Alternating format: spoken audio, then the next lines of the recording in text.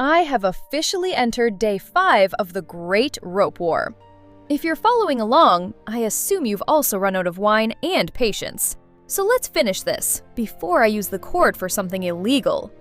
I'll start with the bad news. It still didn't turn out exactly how I wanted.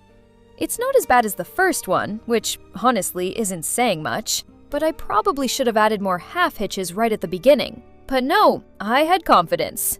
The good news? It actually fits more than one pot this time. Pots I might actually hang instead of hiding in a corner. So, progress? And there's even more good news. I remembered to use protection before my skin got completely destroyed by my high-quality cord. And by high quality, I mean it feels like I've been gently exfoliating my hands with sandpaper for several hours straight. I connected all the elements in the following order, starting with one section of the top part, then 2 separate elements on the right, then the next top section. To a normal person, this probably looks logical, straightforward, almost suspiciously sensible. But in the past, I managed to mess up this exact step so badly that I had to spend 4 hours taking half the project apart and doing it all over again. All because I got the order wrong. So this time, I'm following a system, a very carefully chosen order. Not because I'm suddenly organized, but because I've already suffered enough to learn that lesson once, and I'm really not in the mood to relive that experience. If I wanted to actually teach how to make this project, I would have connected all the elements first and then worked my way down step by step, going around the whole plant hanger in a nice logical order. That is the way I would advise to work to anyone else. Who doesn't want to make 252 mistakes? But it's not how I work. I don't want to repeat the same step 12 times in a row like a responsible person. I'd rather jump around, do whatever feels right, and deal with the consequences later.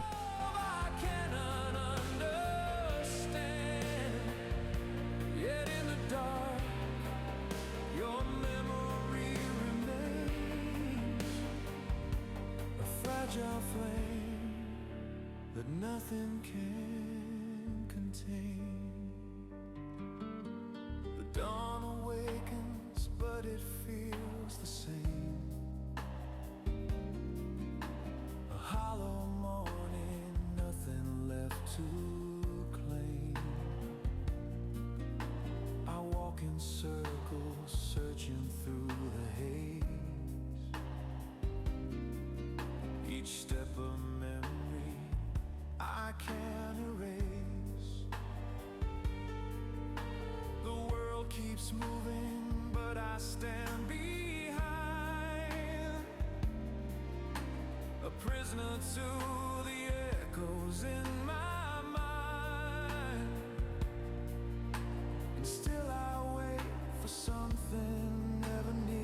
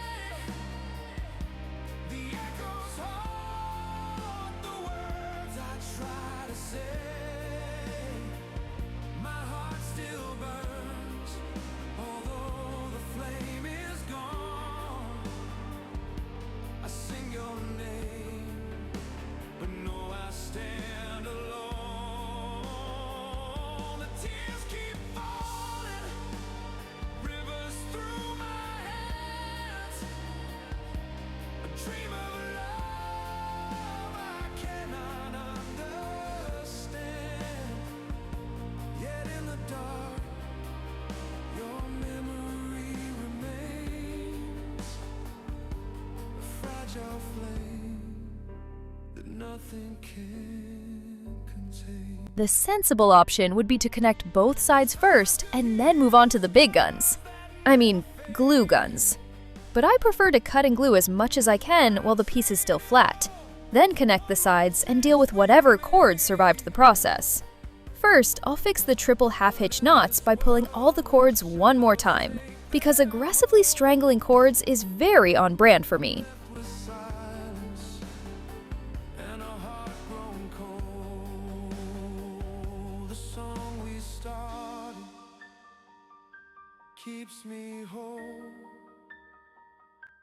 Then I start with the white cords, for no particular reason.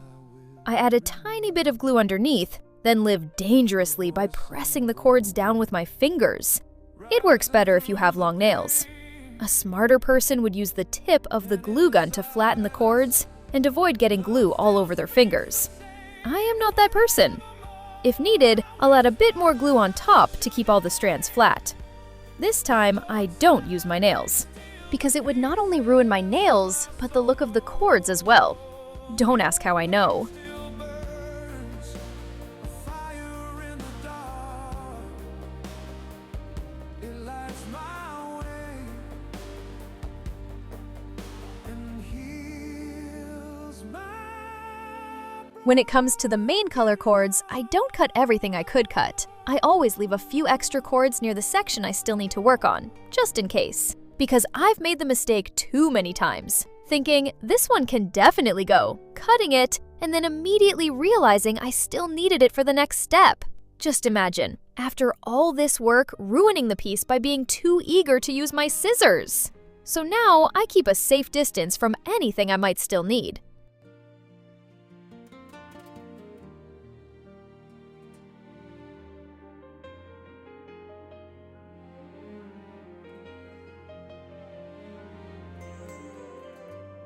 I try to glue the cord ends into the little gaps between the knots. If I glue them directly onto the knots, it looks bulky and messy.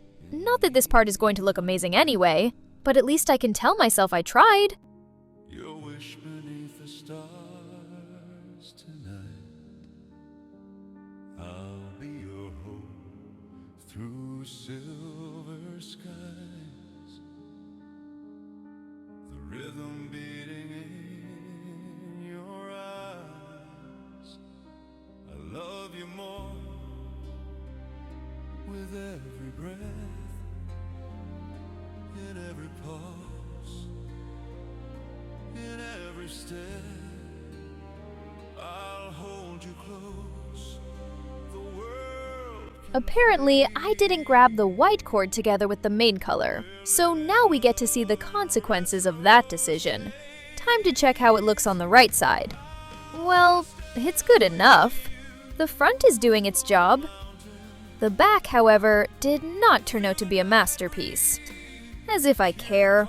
No one is coming into my house, lifting the pot out of the hanger and inspecting my glue work like it's some kind of exam. And besides, I've never claimed to be a professional. burns away the pain.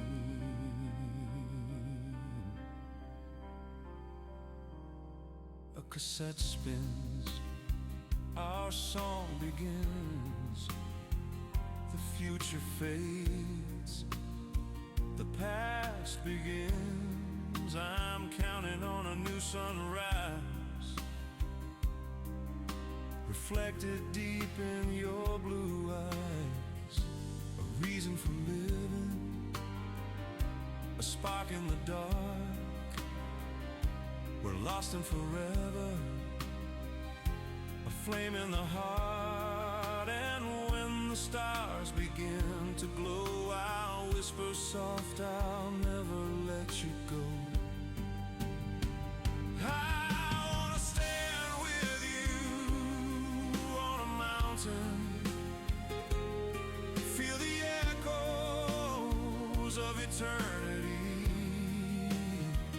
I wanna swim with you in the moonlight till the sky falls down on you and me.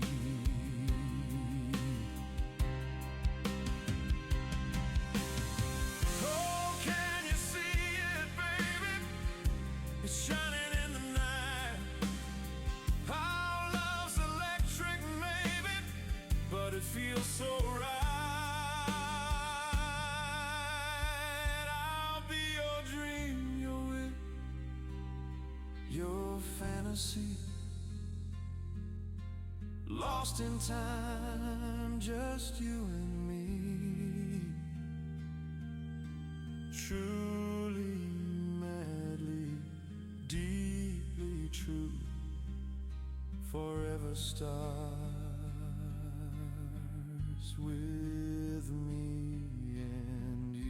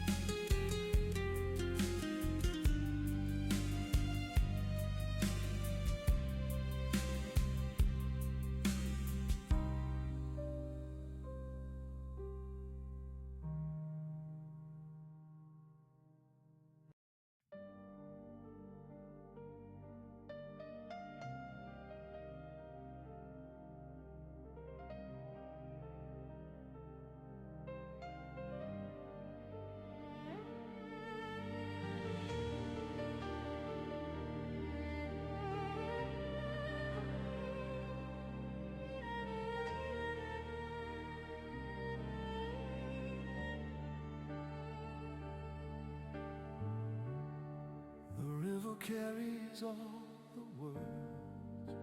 Now I just need to connect the bottom section with square knots. I'll do 3 rows and call it a day, mainly because I'm kind of running out of cord. Just imagine someone who doesn't pull their cords as aggressively as I do, but still trying to follow this. Or someone using braided cord instead of twisted. They would be absolutely screaming right now because my measurements are very precise, by which I mean just barely enough for me to get away with it. To be honest, you could just stop at the square knots. Maybe add an extra row if you're feeling responsible. The pot won't fall. It'll be fine. Probably. You can brush out the tiny leftover cords and pretend it was a design choice. Give it a unique finish. Not that I would ever need to do that. Definitely not me mentally preparing backup plans for when my own measurements betray me. My soul is drowning in the endless sea, but waves return you back to me. 1,000 storms may tear the earth apart, but roots of love still anchor in my heart.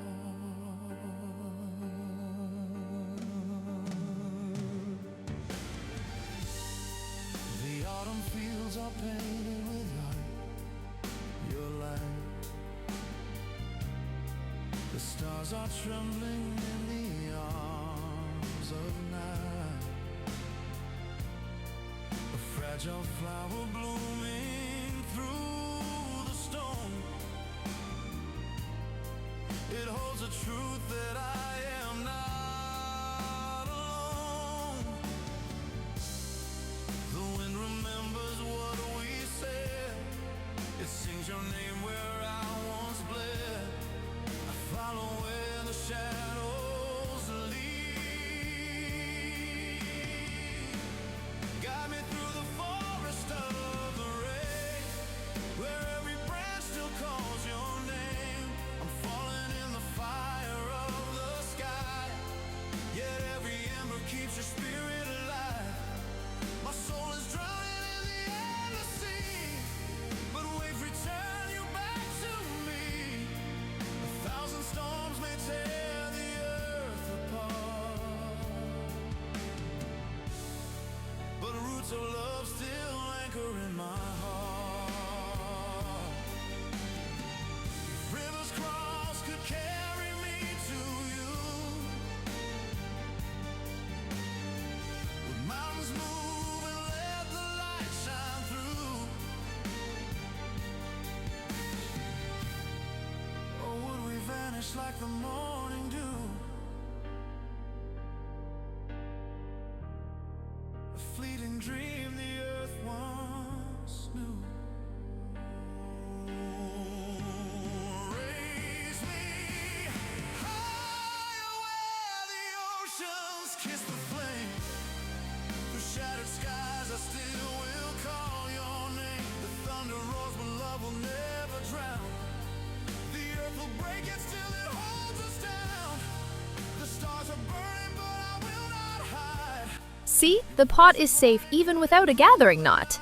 Now that it's done, I can finally explain why this video appeared way before my hands recovered from the trauma of the first session. I did watch Veil of Shadows in peace for a few hours, while cutting and brushing cords for another project. Basically, doing things that don't result in rope burn or emotional damage. But by episode 20, my head started to hurt, and I needed to give my brain a chance to rest.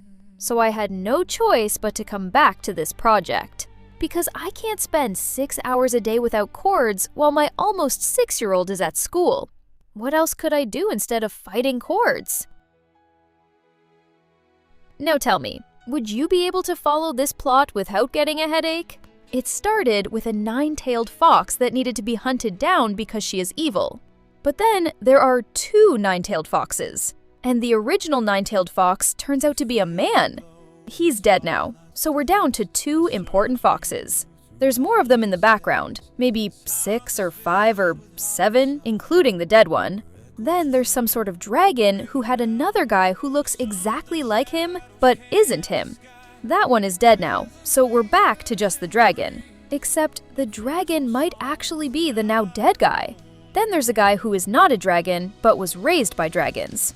Then it turns out the guy who is a dragon is actually not a dragon, but a fox. But not the cool nine-tailed fox, just a regular fox. And the guy who is not a dragon actually is the dragon the fox was pretending to be.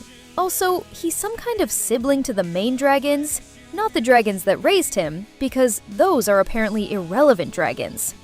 No, he is the sibling of the dragons that are now mountains, holding the bad guy locked away, while the bad guy is also living his best life in the dead queen of the cool foxes on the moon.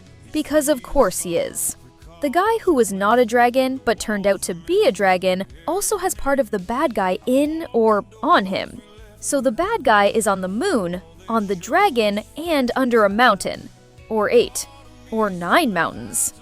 Do I even mention the six-eyed butterfly who is one guy, but actually was 2 guys, but now only one guy with another guy who might also be him, or not, then a little bump and they switch bodies, or maybe they don't switch bodies, and now one is dead, which is great, because now I only need to figure out which guy is in the one body that's left. I absolutely love it!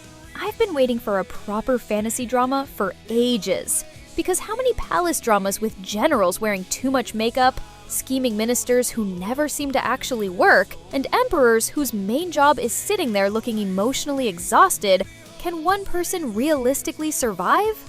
And don't get me wrong, I enjoy them. I really do. But there's only so many times I can watch 2 characters stare at each other for so long that I start questioning if I accidentally paused the video. Nothing is happening. But somehow, everything is happening. And the emotional damage? Incredible. One misunderstanding and suddenly we're talking about betrayal, ancient bloodlines, 10 years of silent suffering, and someone standing in the rain like water damage is a personality trait. So yes, demons. Finally.